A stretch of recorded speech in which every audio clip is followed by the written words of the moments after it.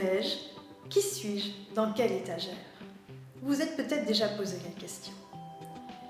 L'approche neurocognitive et comportementale apporte des réponses, vous donne des outils de compréhension de vous-même et des outils de passage à l'action pour devenir ce que vous êtes vraiment.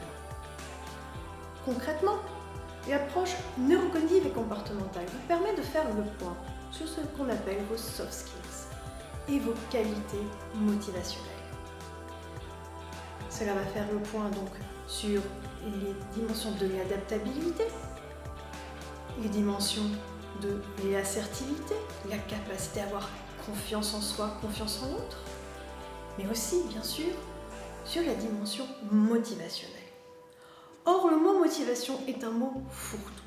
On a tendance à y mettre ce qui est l'ordre du plaisir en soi, du plaisir de la reconnaissance, du résultat, de la surmotivation, la passion effrénée. Voilà. Mais qu'est-ce qui se cache derrière le mot motivation?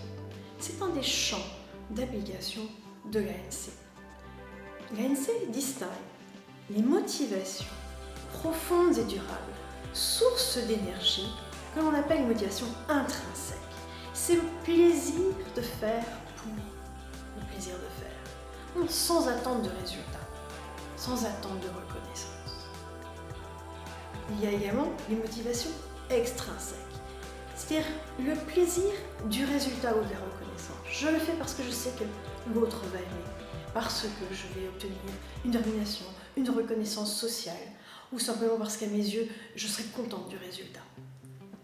Ces motivations-là sont plus énergivores.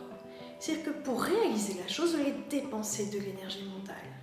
Si le résultat est bon, si la reconnaissance est là, vous allez vous ressourcer et vous serez à l'équilibre au niveau émotionnel et motivationnel. Si au contraire, le résultat n'est pas à la hauteur des espérances, les vôtres ou celles de votre environnement, eh bien, la balance va pencher du côté d'une décroissance de l'énergie. Il va falloir remettre plus d'énergie encore pour refaire la chose.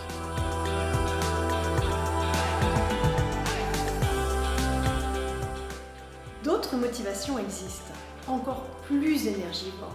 Ces motivations sont qualifiées de surmotivation, ou dans un langage plus technique, hyper-investissement émotionnel, au travail notamment. Ces motivations-là sont extrêmement énergivores. Plus on fait la chose, et plus on veut la faire, parce qu'on n'est jamais satisfait du résultat, quelle que soit la reconnaissance que l'on obtient, la qualité de ce que l'on fait n'est jamais assez bien. Et on cherche toujours plus loin, on s'épuise. Au départ, on peut sembler hyper motivé, et on l'est. On est hyper investi dans ce que l'on fait. On a plein d'idées, on déborde d'énergie en apparence, mais c'est une énergie qui ne se renouvelle pas. Vous vous videz au fur et à mesure, et cela fait le lit de l'épuisement professionnel et du burn-out. Vous comprenez que disposer d'outils permettant de discriminer entre ces trois types de motivation, et je ne parle pas d'autres types de motivations qui sont liées à notre intelligence adaptative, à notre capacité à s'adapter, à trouver du plaisir dans cette agilité. Mais ne serait-ce que ces trois types de motivation, il est essentiel de pouvoir faire la différence. Dans un cas, vous allez vous épanouir dans votre durée. Dans un autre cas, vous allez avoir besoin d'être soutenu par votre environnement. Dans le dernier cas, il faut surtout faire marche arrière parce que vous allez remettre un pied dans l'engrenage et ça va aboutir, comme d'habitude, à la déception, voire à l'amertume de ne pas réussir à obtenir ce que vous cherchez. Je vous invite donc à participer à une séance découverte de l'ANC qui vous donnera quelques clés de compréhension des motivations et des autres éléments de type soft skills que j'ai évoqués plus haut. D'autres webinars sont disponibles également sur la chaîne Webico de l'Institut de neurocognitivisme qui s'appelle Mieux être, mieux vivre, mieux travailler.